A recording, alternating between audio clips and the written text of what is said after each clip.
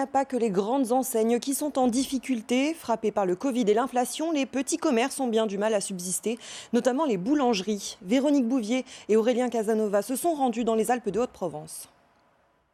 Barème, un peu moins de 500 habitants, pourrait ne plus avoir de boulangerie.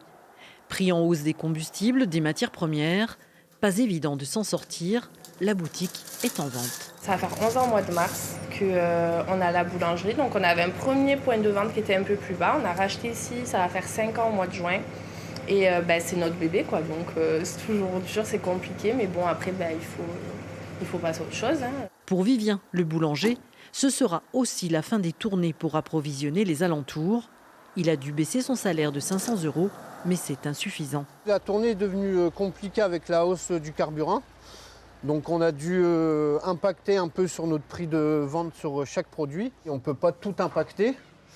Donc on a réduit un champ de secteur et on tourne donc 6 jours sur 7 dans les hameaux aux alentours de Barème. À 30 km, jour de marché, à Digne-les-Bains, la préfecture. Mais là aussi, une boulangerie ferme. Le propriétaire part à la retraite. L'affaire n'intéresse personne. C'est très difficile, malgré que je vends mon établissement pas très cher. Je suis en dessous de 50% de la valeur du fonds.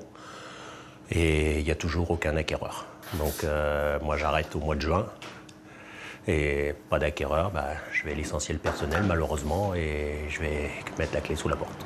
Devant ces difficultés, l'une des salariées a décidé de changer d'orientation. J'ai un projet, je compte partir pour faire une formation pour être aide-soignante, donc complètement quitter le monde de la boulangerie. Donc moi, de mon côté, non. Après, c'est vrai que j'aurais pas cette option-là. Je pense que ça m'inquiéterait quand même beaucoup plus. À voir d'autres magasins récemment fermés, les centres-villes pourraient être les perdants de cette crise.